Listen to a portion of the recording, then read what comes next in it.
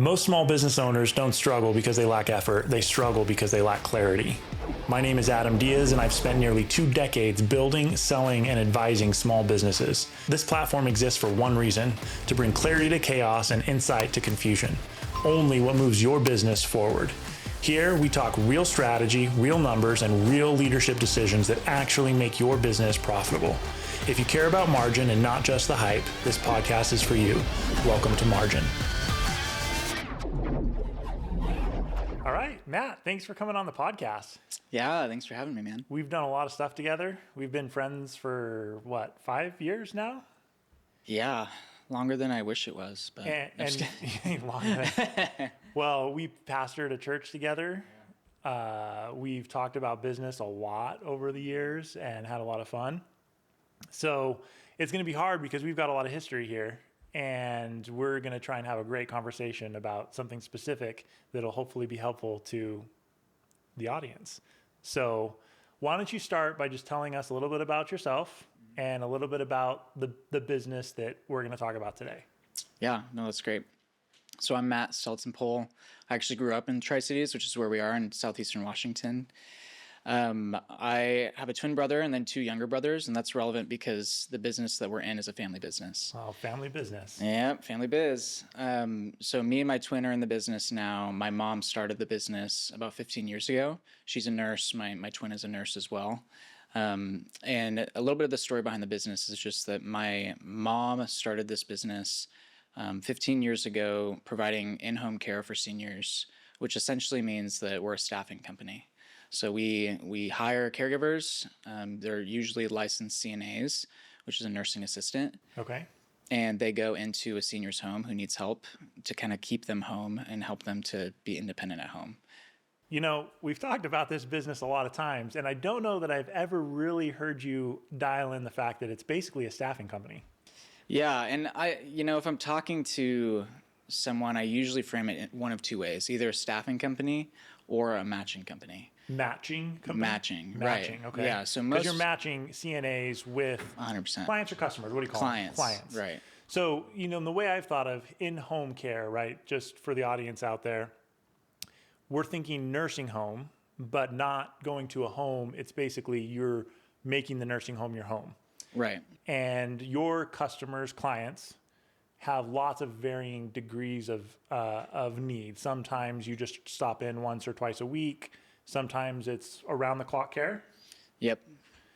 And again, I think this was surprising the first time I heard it. So I'll kind of bring this up.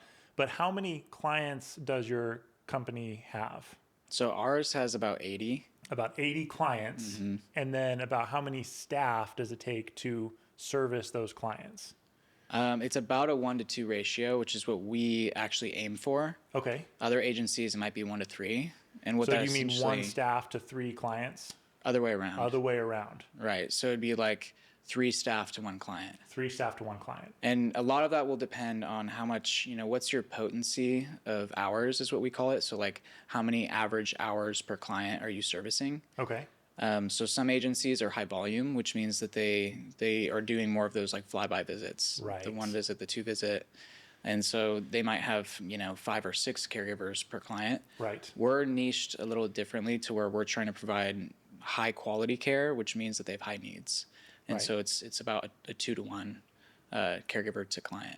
2 caregivers, which are CNAs. Are all of the caregivers CNAs certified? Technically, this is a little...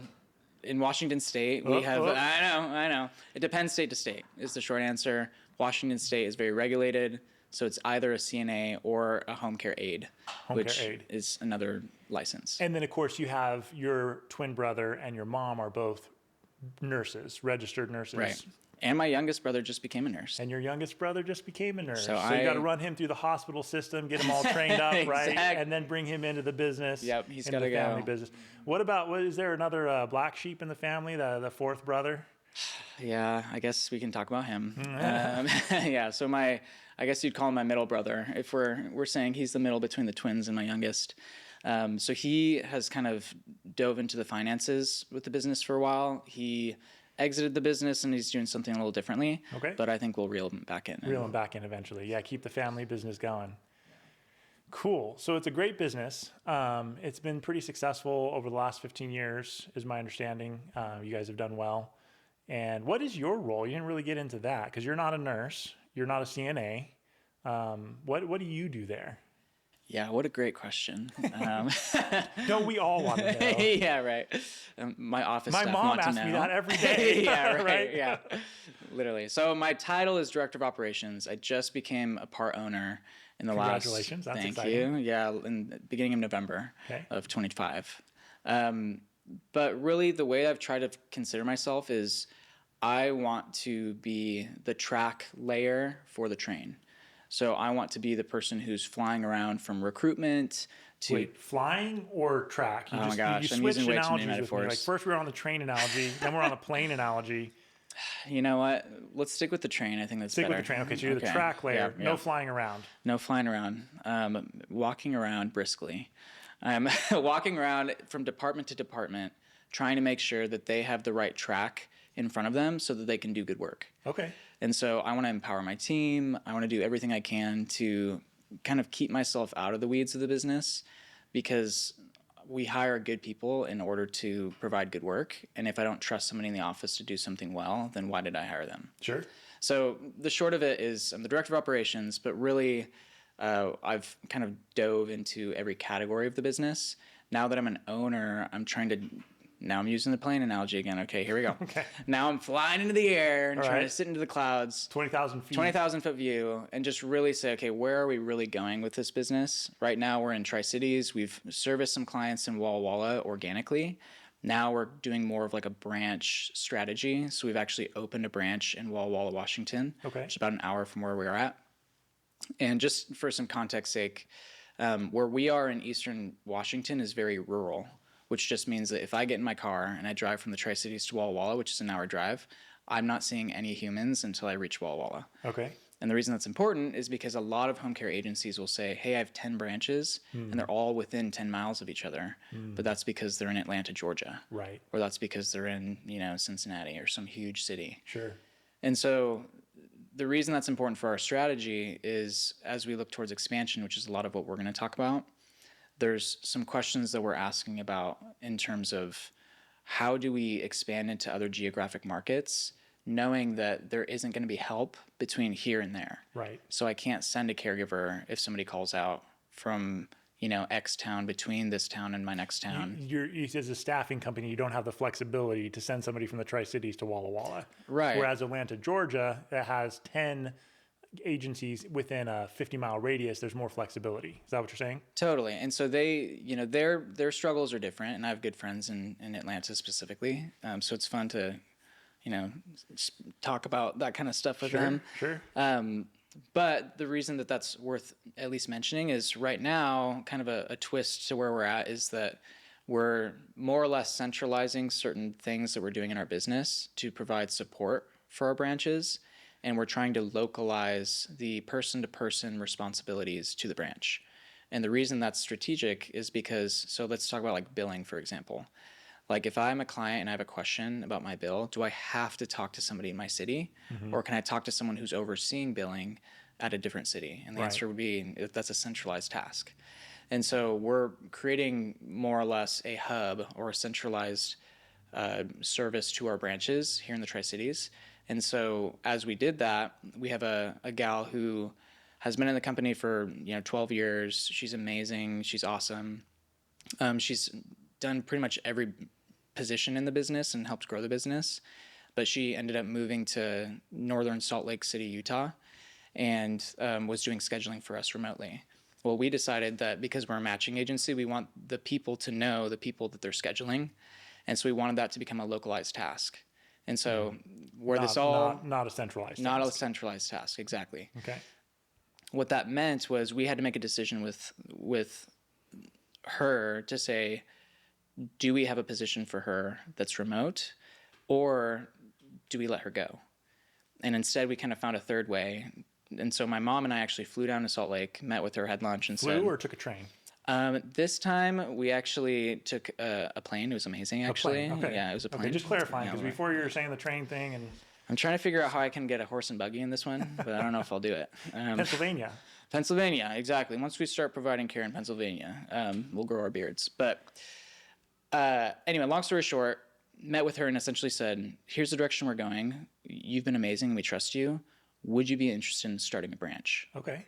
And so she accepted that position. Cool. She's starting a branch. We just got our license in Utah, Cool. which is awesome. Wow. Okay. And so again, this is posing new questions for us because when we started our branch in Walla Walla, it was kind of like we were already servicing clients there, but it was a little bit of, cheating because we could kind of, if push really came to shove, you could send someone over. Someone could drive over there, right? And that's more or less what we've been doing. Okay. And so that, this strategy of a branch and a hub has kind of been on a whiteboard for a year, but now we're more or less, diving right into the deep end to say, you can't drive 10 hours to service this client. You can't get on an airplane and fly to this client if they need something. If something happens in northern Salt Lake City, it represents our company, and it could, do something in that home, do something in that caregiver's life. And so we're kind of facing new challenges as we expand in new markets. And so, to kind of summarize everything, that's really where the business is and where we're trying to go in 2026 and beyond. Awesome. So you've got a well-established branch here in the Tri-Cities. You're kind of expanding into Walla Walla, and then you're really expanding into northern Utah, primarily based on a person. The expansion based on the person that happens to be there. I want to go back to something you said earlier because I think it's pretty interesting. Maybe super intentional, maybe subliminal, I'm not sure. But you said you're a track layer. Mm-hmm. Okay? We've been having the train plane jokes, but I think there's something really interesting about track lane because trains are a really interesting vehicle. I think they would be classified as a vehicle anyway, transportation device. Trains can't turn except where the track turns, right? So when I think about organizational development, organizational leadership, if I was to classify myself as a track layer, I'm really dictating the path of the company. And then the company's job is to just stay on that track, right? The engineer doesn't steer the train like a pilot flies, steers a plane, right? So when you say you're a track layer, was that intentional? Like, was that a very intentional term, thinking that you're kind of a systems guy, you're a processes guy, you kind of set the tone, you set the direction, and then you let the organization and all of its mass come along behind it? Or was that just why'd you use the term track layer? I'm curious about that because I like it. Yeah. I think the heart behind it is to say, it's not a question of do my people work hard. It's a question of do they know where they're going and can I help them know how to get there? Like, where do they put their efforts? And left in our own devices, a lot of times we're just our eyes are at the floor. We're just try not to use too many metaphors, but we're just, we're going on a path. We're trying to work hard. We're trying to run a race. We're trying to move forward. Let's use the train. We're trying to chug along. But a lot of times, what's frustrating is when your supervisor comes in and essentially critiques the outcome of your work when they weren't the ones dictating where you should be going, because you're working hard. You're just trying to do what you're supposed to do. So the short answer, let me answer your question. The short of it is it's probably not as well thought out as you're assuming. Because to be fair, I want to produce leaders in our organization, and I can't dictate how people or what people should do in every situation when I don't know every detail. And so really for the direction that we're going now, and maybe this is becoming more intentional, is I'm not so much trying to lay tracks anymore in the business where I'm saying this is the direction we're going with recruitment. This is the direction, because similar to what you're saying, these guys are ready to take it if they believe in the direction that we're going. If anything, now I'm kind of becoming more of a, what's the guy in the tower with all the planes? The air traffic control. Yeah, min. Exactly. So I'm kind of saying, hey, go and do it. You got this. Okay. Get in your plane, and I'm going to, maybe set your coordinates or like give you the goals, or we'll make the goals together. Okay. We're going to make sure you don't wreck. But otherwise, I trust you. If the weather's bad and you got to make a detour, I'm going to trust that you're doing whatever's best to get to your destination. I'm not sure if I love that or not. We might need to circle back around to it. Hey, you tell me. Tell me what you're thinking. Yeah. Well, I guess I'm thinking as, you know, as businesses scale, you want to have more processes in place, right? And this is the classic issue of when businesses scale almost too much, right? We start thinking about economies of scale, which is the bigger you get, the more efficient you get. This, you know, so saying we have our home solutions, solutions home care. What's the business name again? Solutions in home care. Solutions in home care. Yeah, we've got this, and it's a functioning, operating thing. We want to expand the business. There's two ways you can expand. One is what we call the economies of scale, which is getting bigger, but doing the same thing. The other is what's called economies of scope, which is getting bigger, but doing something similar to what you're already doing. Okay, so for example, you just getting bigger by economies of scale is saying we're doing this in-home care, and now we're going to go do that in Utah. Right. Changing our economies of scope would say we are already pretty good at taking care of people, but we always go to their home. Why don't we build a facility and have people come to us? That's a different business model, but it's not like you just started selling bicycles. Right. Right. It's pretty related, you just right? So yourself. Economies of scope. So in some degree, what I'm saying is when I'm thinking about scaling or businesses growing, if I'm doing more economies of scope type scaling, I'm more apt to that letting somebody that's really good at something go and try and figure it out through the lens of trust, right? So you have this person that they've been with the business lots of years and they've done really well. And now you're thinking we want to go and just following my example, we want to have a facility that's also a care facility, but people come to us rather than us going to their home. That's going to have some similarities, but it's going to have some differences. It's going to need some loosening of the reins so that there can be some flexibility.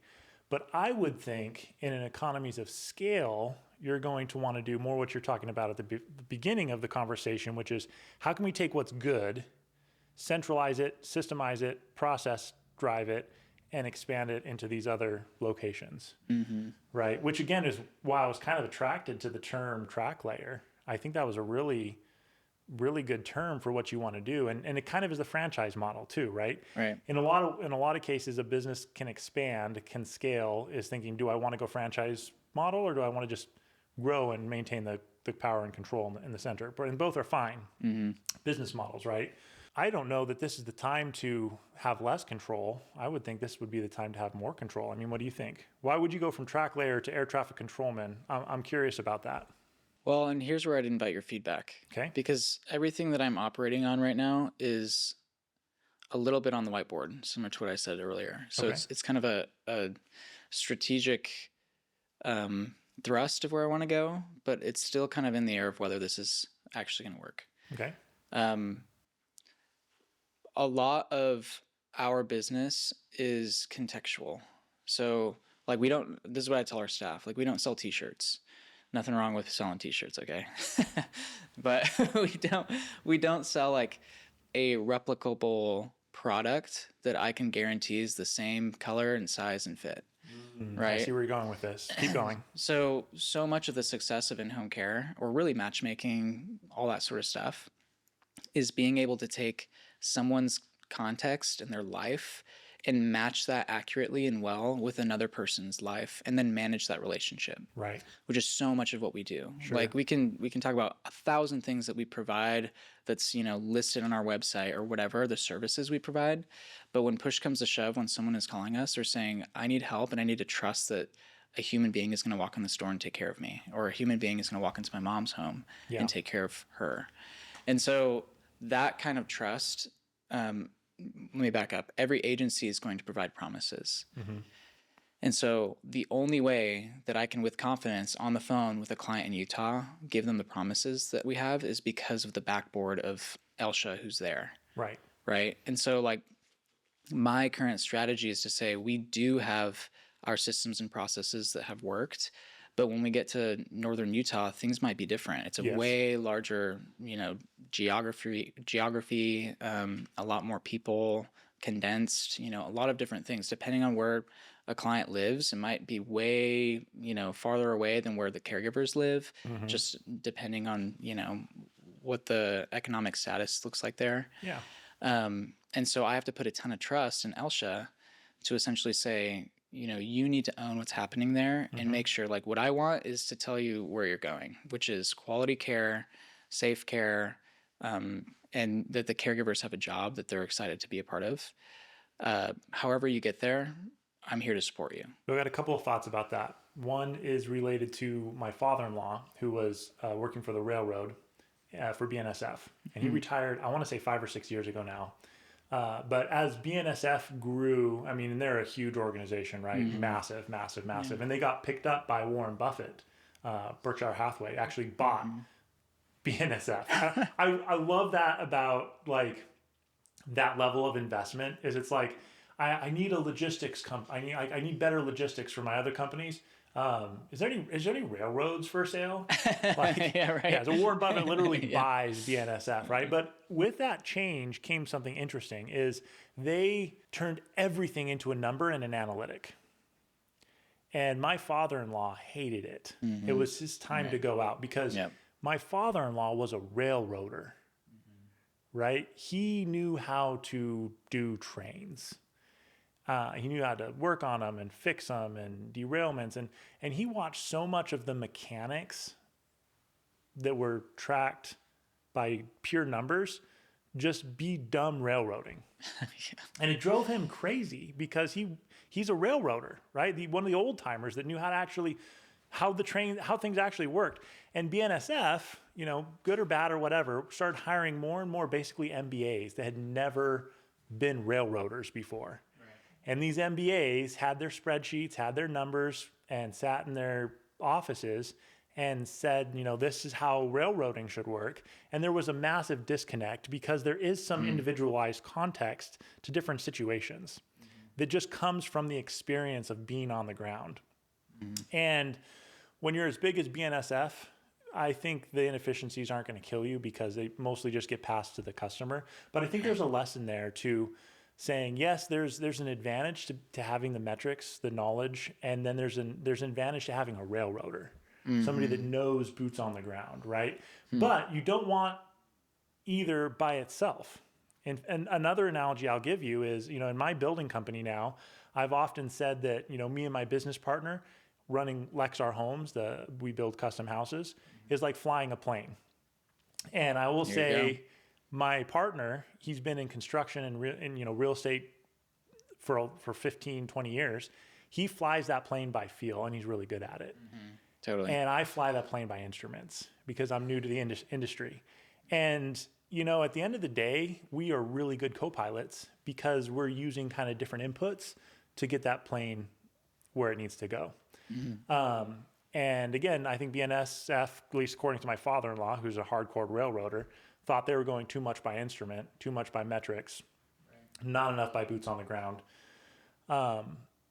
Another thing, though, that I'll say on the other side of it is I think we can often be in these positions where we think we're more of an exception than we are, or we think our situation is more unique than it is.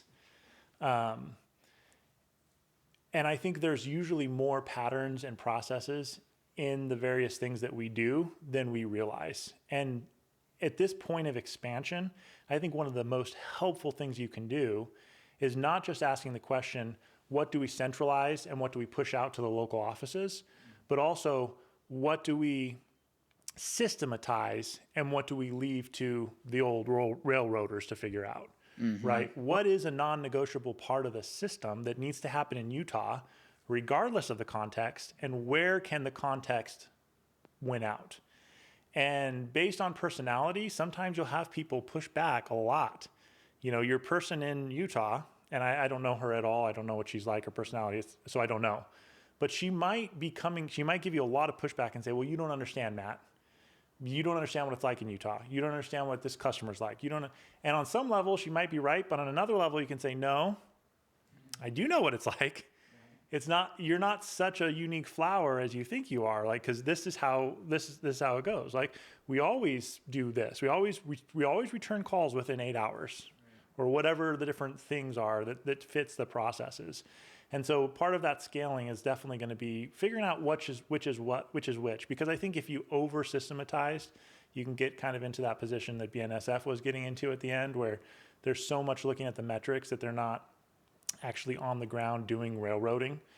But if you're just completely going by instinct, I think that can be an equally bad error as well, especially if you're trying to scale, because you need some of those efficiencies at the high end. That's how you end up scaling. So it's just something to think about, questions to ask as you scale.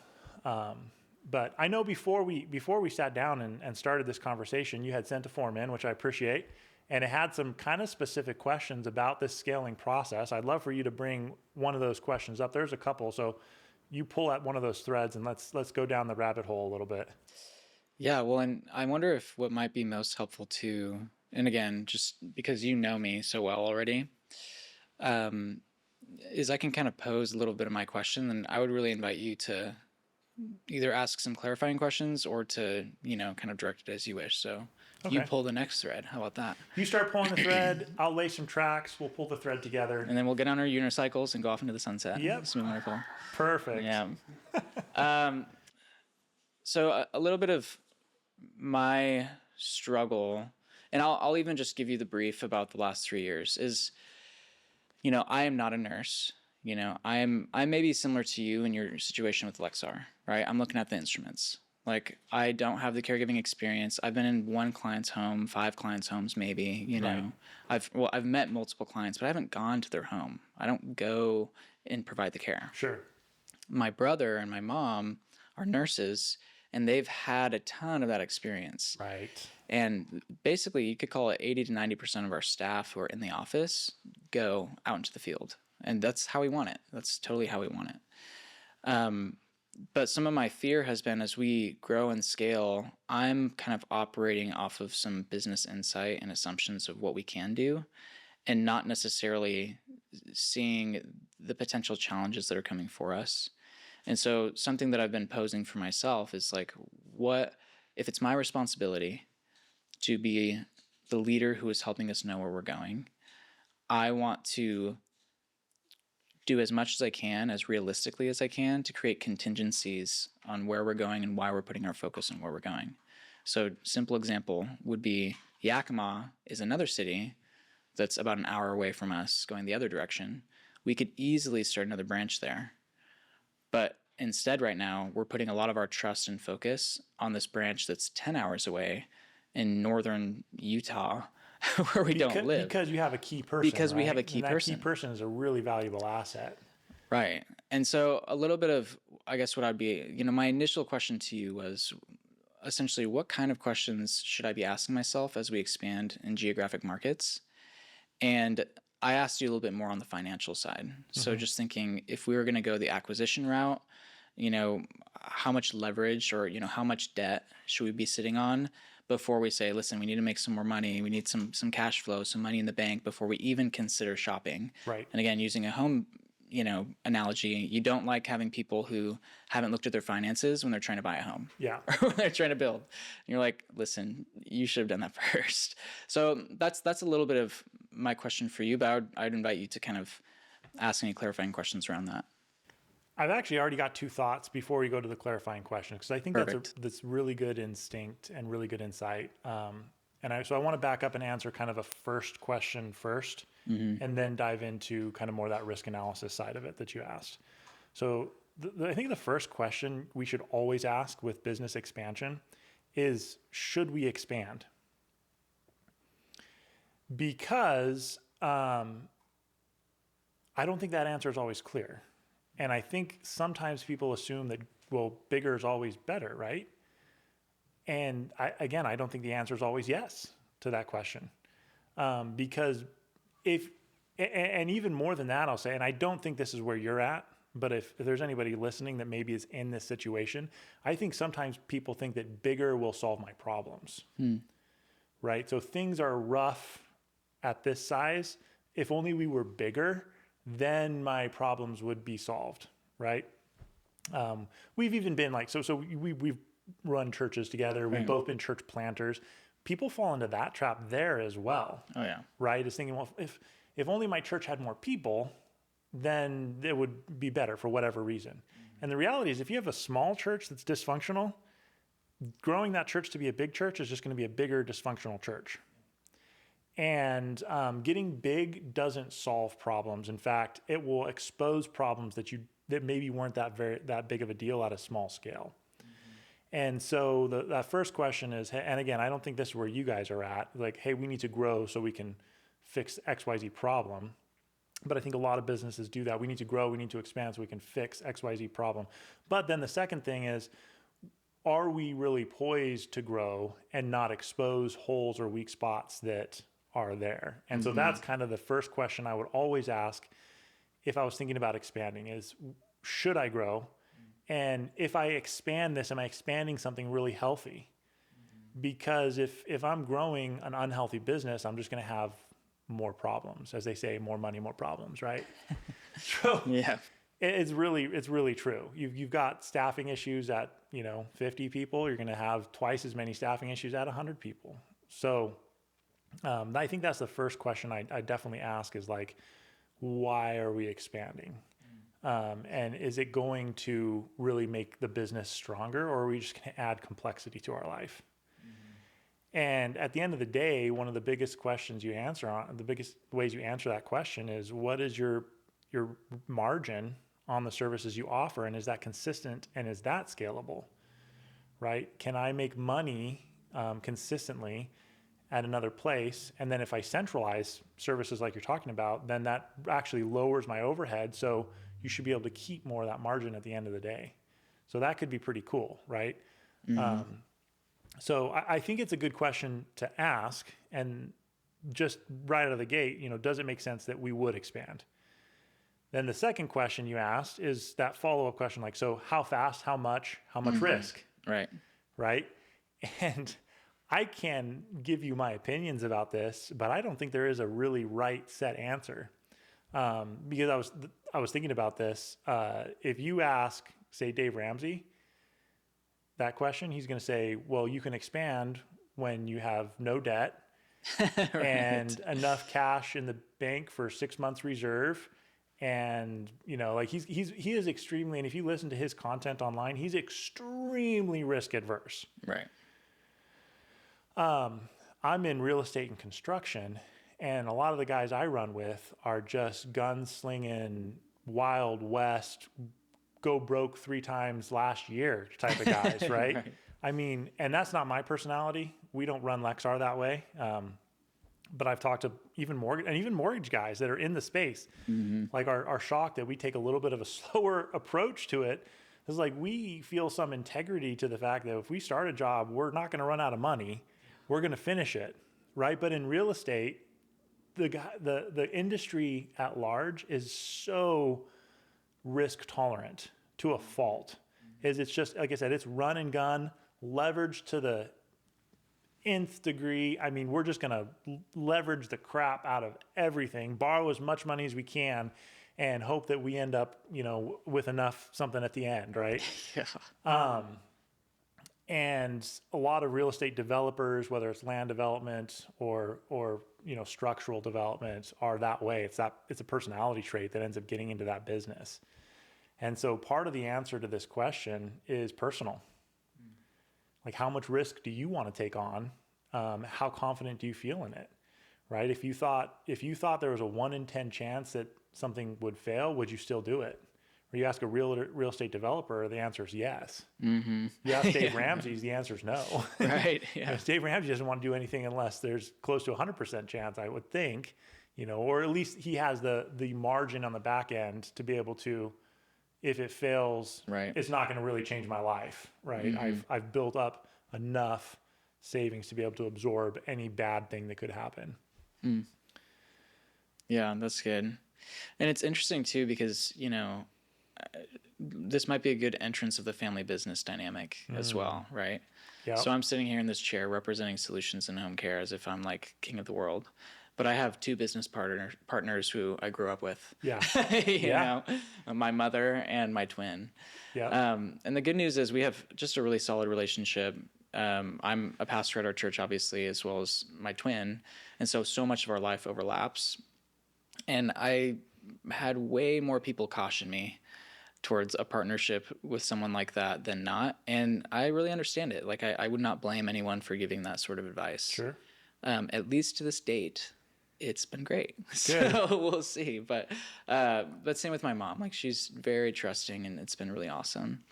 And so I guess maybe a question I would ask you is, what do you do when there's different risk aversion, when there's different,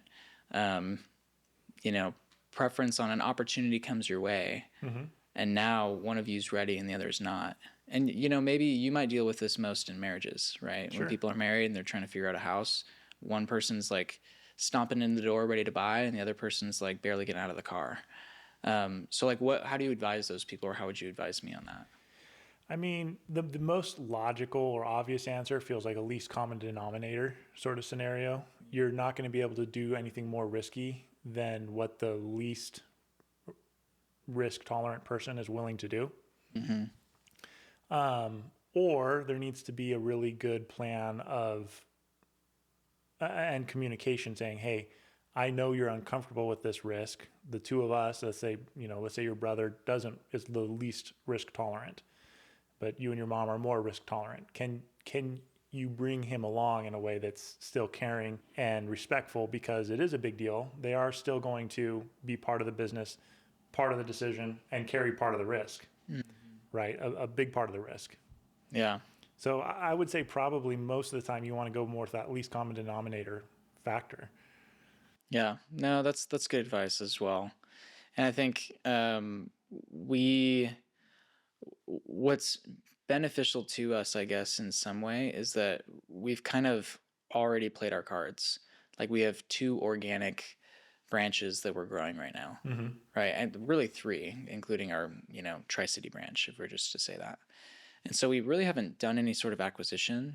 But one of the, again, working philosophies I've had in my mind is I want to have enough liquid capital or money in the bank to be prepared for the opportunity that comes our way. Sure. But how much is that? And do we all agree on how much that is? Yeah. Right? That's kind of a big question. Yeah. So it's been on my mind a lot, especially as, I'm the opportunistic guy who's kind of just looking out, ready to lay some more track, or to, I guess, get in my plane and fly away, or however we want to say that. But we have to see some success where we're at. Right. And again, I wish I could give you a really formulaic answer to that question, but I just don't think there is one. I think it is really based on your risk tolerance, your partner's risk tolerance, and then just even lifestyle choices, right? If the business is making a lot of money, are you willing to live with less so that you can keep that money in the business? Again, if you're the only business owner, that decision is purely yours. If now that there's 3 of you, I would assume you would each get a say in that decision, right? So, I'm making up numbers here, but let's say the business makes $1 million. And again, one of you is more Dave Ramsey approach and says, I'm going to live like nobody today so that I can live like nobody tomorrow, or however the saying goes, right? Right. You're like, I'm only going to take, bare minimum salary, and we're going to put all that back into the business. Well, if one person wants to do that and the other 2 don't, there might be some resentment, ultimately going on. It has to be, I think marriage is the really good example, right? Is there has to be some unity among the business partners about, we value the same things. We have the same vision. We want to go the same places, with this capital. No, that's good. Let me ask you a semi-technical question. I hope it doesn't put anybody to sleep. Okay. Okay. Because I think it's important, but I don't know a lot of business owners who talk about the balance sheet very often. Yeah, that's a good one. Yeah. Just in general, broad stroke, like, how should I view the balance sheet? And what sort of skills do I need to develop as I'm looking at the balance sheet in order to make decisions? What is the balance sheet? What is the balance sheet? Let's start there. What's the balance sheet? Yeah. So the balance sheet has 3 main categories: your assets, your liabilities, and your equity. And the best way to think about that is, when I used to teach this in accounting, I would say if you buy a house, you have a balance sheet. The value of the house, whatever you bought the house for, is the asset. So you buy a house, costs $500,000. That's the asset. If you have a mortgage of $400,000, what's your equity? 100. So the liability is plus the equity is always going to equal the value of the asset or assets, right? In a business, you're going to have multiple assets and multiple debts, and then equity maybe among three partners, right? So your balance sheet says, what do I have here? What are all the assets in the company? And then, and we always talk about a balance sheet in terms of a balanced equation. So it's always assets equals liabilities and equity. And really what that means is here's a bunch of stuff that has economic value, and that stuff has claims against it. The claims against it are the debts. So again, if you're going back to the house analogy, the house is worth $500,000. It has a $400,000 mortgage. The bank has a $400,000 claim against that house. The other $100,000 is the owner's claim against that house, right? So the balance sheet is saying how much stuff do we have and who has claims against it, right? So it's a very important thing to look at, and people don't look at it nearly enough. In my opinion, you should be looking at the balance sheet almost more often than you look at the profit and loss or income statement. When's the last time you looked at the balance sheet for Lexar? Today. Liar. I haven't looked at the profit and loss. I'm probably in a week. I just maybe longer. I don't know. I don't look at the profit and loss that often because the balance sheet. And ironically, if you're a tax return preparer, there's a weird, and it has to do with double entry accounting and the way accounting is structured. But we always go and make the balance sheet right, and it forces the P&L to be right. And so it's more of a controlling statement than the profit and loss. But the balance sheet really, in a lot of ways, it's intuitive for you to ask that question because it does show your financial health a lot more than the profit and loss, right? I can say, hey, my neighbor just made $500,000 last year. Are they financially healthy? Not sure. I don't know based on that information. Right. I've seen a lot of people blow through $500,000 a year, right? Yeah. But if I see their balance sheet, what does their retirement account look like? What does their checking account look like?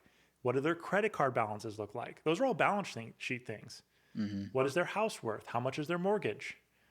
Right? Those are all balance sheet questions. So if I say, if I look at my neighbor and say, well, they make $500,000 a year, they must be financially healthy. I have no way of knowing if that's true. If I look at their balance sheet though, and then again, like I said, I see their checking, credit card balances, house value, mortgage, so on and so forth, car loans, those are all balance sheet items. Then I'm going to have a lot better idea of, is this person healthy? Is this person financially healthy? And again, there's a fancy term we use in accounting called solvent, right? And it's shocking, especially again, I'm talking about the construction industry now. How many businesses teeter on the brink of insolvency, which solvency is just a word that says, so your current liabilities that are going to become due within 30 or maybe 90 days, are those current liabilities more than your current assets, which a current asset is anything that can be converted to cash relatively quickly, right? Right. So if you've got debts that you need to pay faster than your cash, again, you're just chasing revenue so hard because you're running out of the money, right? So that's insolvent. So balance sheet is really is the statement that you're going to want to look at to say, can I afford to expand? Or is this a good idea? The balance sheet will tell you that. So I like that simplified, like when I go to the balance sheet, and this isn't for every situation, but if I'm trying to expand and I say, should we expand? Like one of the steps should be looking at the balance sheet. So I'm looking at my balance sheet. What kind of questions should I be asking myself in terms of expansion? Yeah. So, so in terms of expansion and risk tolerance aside, I think the first thing I would want to understand is actually a break-even analysis by location. So this is not. So we're taking a step away from balance sheet. We're taking a step away from the balance sheet. Right. Should we stay on the balance sheet? No. Ask your question again. No. I want you. Said, what do I look at on the balance sheet to know if I'm ready to expand?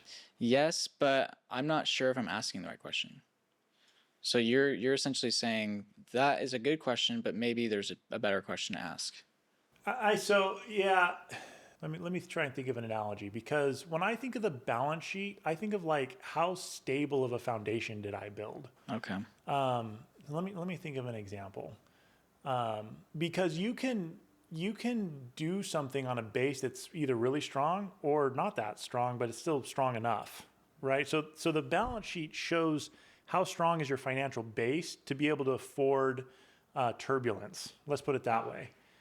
So if you're going to expand to Utah or some other place, and it's particularly if it's going to take debt, Right. how much turbulence can I withstand before my existing business collapses under the weight of this new business, right? If your balance sheet metrics are really strong, then your new branch could flounder for 24 months and not take you out. Right.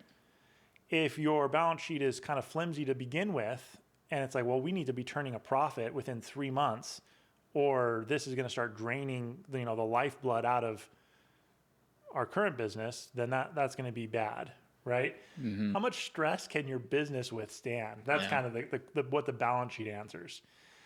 And so I think of the same thing in the balance sheet. So this is a big part of my role at Lexar as the CFO, because we do take on some speculative projects that are strain on our balance sheet, right? And again, this is where my risk tolerance is lower than a lot of the gunslingers in the construction industry, because I'm looking at my balance sheet very carefully to say, do I want to do, this house that we're doing this podcast in right now has sit in the market a lot longer than we wanted, and hasn't sold, and it sucks, but it didn't tank the business. Right. Because we didn't need it to sell, in order to keep the business floating, right?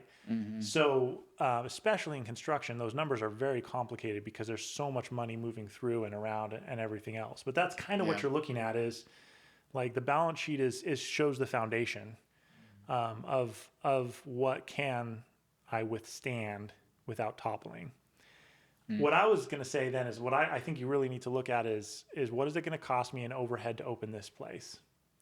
So that would be one of the first questions I'd ask. So I want to open let's just pick a new city. I want to open a home care agency in Wenatchee. Just for this agency to exist in Wenatchee, what is it going to cost me per month?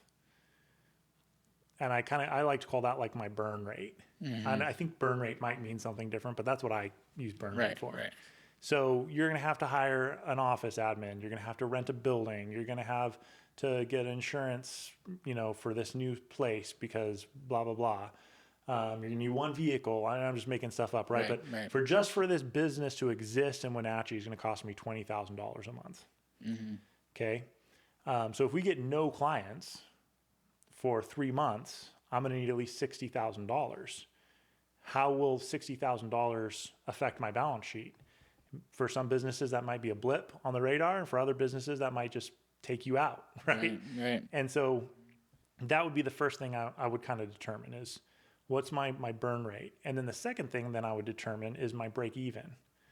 Okay, and a quick analysis of that is it determines, okay, every time I sell X or do X, I make this amount of money. So for you guys, I would assume it's an hourly rate of servicing a customer. Every time my business works for a customer for 1 hour, I make X amount of dollars. Right.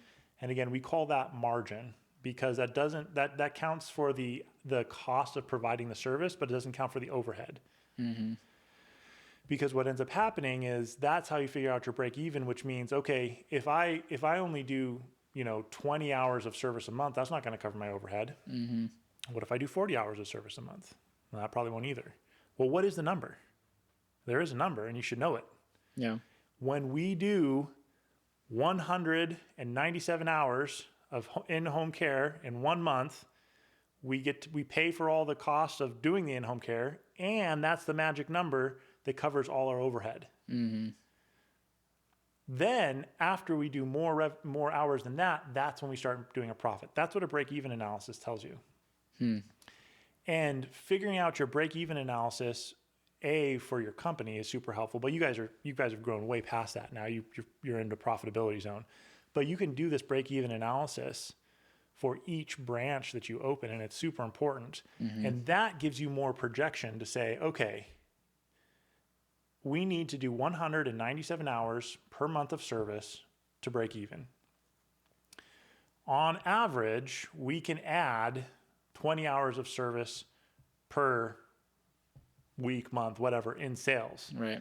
So based on this relatively reasonable growth curve of saying I can grow this fast, it's going to take me 8 months to get to break even.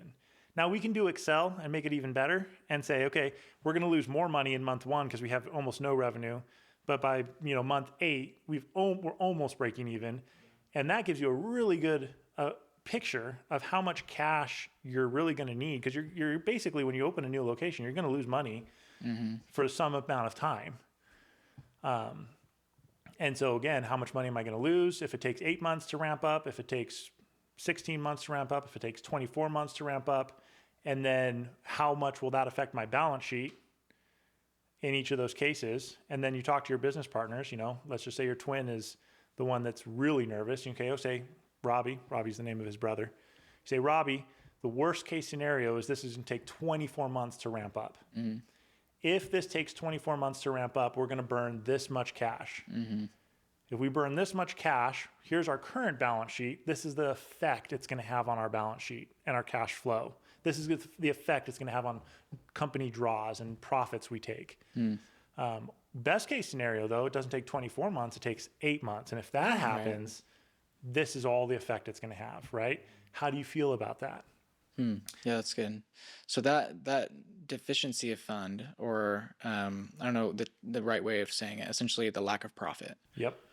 That would appear as a liability on the balance sheet, or how would you see that on the balance sheet? So how I'd see that is, I wouldn't see it on a balance sheet. You wouldn't see that on a balance sheet. You'd see that on a third projection statement called a cash flow statement. Okay. Yep. So you've got your income statement, or what people call profit and loss, is a simpler version of an income statement. Your balance sheet.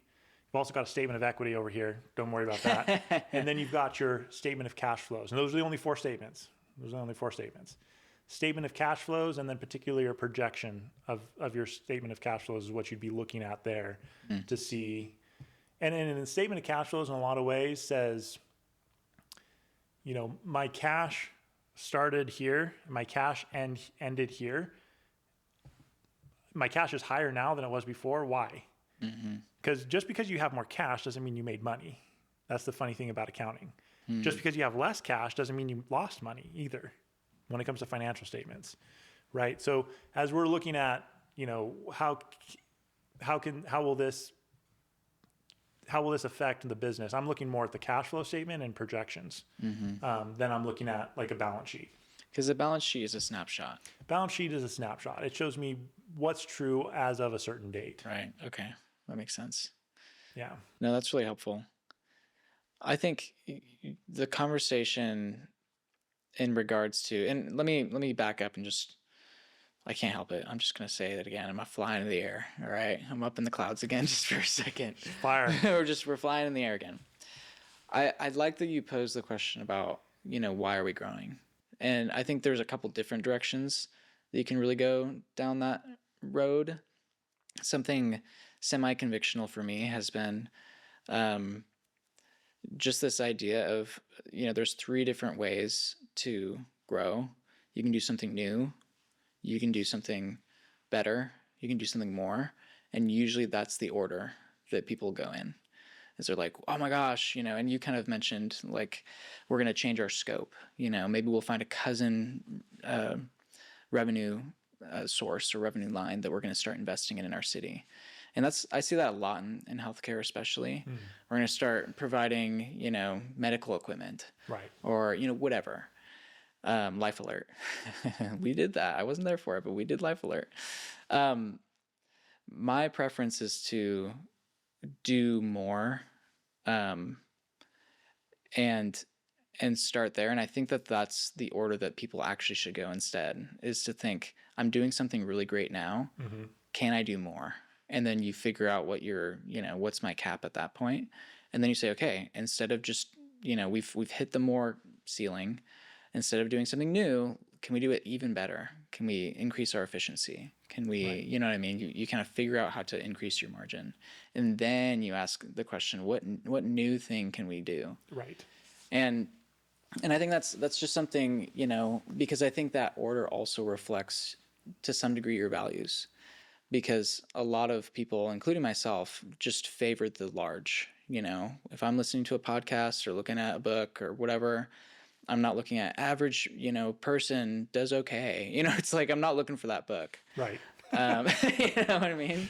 Like we're watching Dream smaller. Yeah, right. The Instagram video of like the normal person doing the normal thing does not have a lot of likes, right? Right. But I have a family. I have a church that I love and that I'm taking care of. I have every single time we say yes to a client, we're making a promise to the family. We're making a promise to the staff that are going that home. We're doing a lot of that sort of thing. And so I think I liked that you started there in some ways, because even as I, you know, dig into the balance sheet and the cash flow and all this different stuff that's very important, there's kind of a question to ask, which is, am I being who I want to be as a business owner? Like, is my business doing the thing that it set out to accomplish? Yeah. And maybe our margin is the best, but are we doing a good job? Like, are we honoring, you know, the people that we're serving, and, you know, between you and I, like the God that we love, Right. and the things that we do. And so I think that's a lot of what I've been trying to dig into. What's funny is I ask about, you know, balance sheet and all that stuff, because that's actually an area I'm weak in. That's an area that I feel responsible to get strengthened in. Sure. Because between the three of us, between my mom and my brother and myself, It's going to be you. it's got to be me. You know, I can't be a nurse. I can't serve in other ways. I can't be a nurse. So I got to go, you know, sit on my computer and look at QuickBooks. Yeah. So, yeah. Yeah, that's really good. Well, I think this is a pretty good wrapping up spot. I think we covered a lot of like cool stuff. I love that that's the place you wanted to end it, because I do think, you know, the why is really big, because again, that's not even kind of what I meant. What I meant was, shoot, sometimes people do twice as much revenue and the same amount of profit. No, that's true. And it sucks. Yeah, very Talked to true. a lot of business owners that have done that. And what kills me is that a lot of businesses don't even know they're doing that until they give their books to their CPA, and their CPA is like, yeah, you made the same amount of money as last year. And they've been working twice as hard. Right. Yeah. And man, I just feel for, like, that's one of my missions as a business owner, as a consultant. I want to try to help educate people so that you can know real time whether you're making money or losing money, or like where you're at. Don't wait till you give your books to your CPA and then file your tax return to know whether you're doing well or not. Like, that's a story I hear way too often. But let's just put that aside. Let's say you don't double your revenue to just make the same amount of money. Let's say you double your revenue and you double your profit. Let's say you double your revenue and you triple your profit, because now you're more efficient. But that's always going to come at some cost. Yeah. Like you said, to family, to your church, or to other things you care about. And I think, you know, asking that question is a great question to kind of start with and end with, right? It's like, why am I doing this? What's my drive? What's my real call here? And I think there's good reasons to want to expand, and then probably some real bad ones too. So that's a really good place to end. Yeah. Well, thanks, man. I super appreciate your wisdom and all your help and friendship we share. Yeah, this was super fun. Thanks for opening up and letting me blab about it. We're definitely gonna have to do it again. This had the right podcast vibes I'm going for. Yeah. So we'll get your father-in-law together and we'll jump in a train with him. yeah, right. We'll go right around somewhere. Sounds good. And well, just exactly where its tracks are headed. Can't turn a train. Yeah, right. Thanks for checking out this podcast. I really appreciate it. If you enjoyed this content, please like, comment, subscribe. As you've heard from everybody on the internet, it really helps us out as content creators. We do have a live event coming up January 29th. I'd love for you to check it out. It's going to be in Kennewick, Washington at the HBA office, 2:30 to 3:30, January 29th, and it's going to be about small business finance. This is not theoretical, it's practical. You're going to walk away with great tips and understanding of what you should be looking at as a small business owner regarding your finances, because I can tell you the majority of small business owners I work with are looking at the complete wrong things when it comes to small business finance. I'd love to see you there.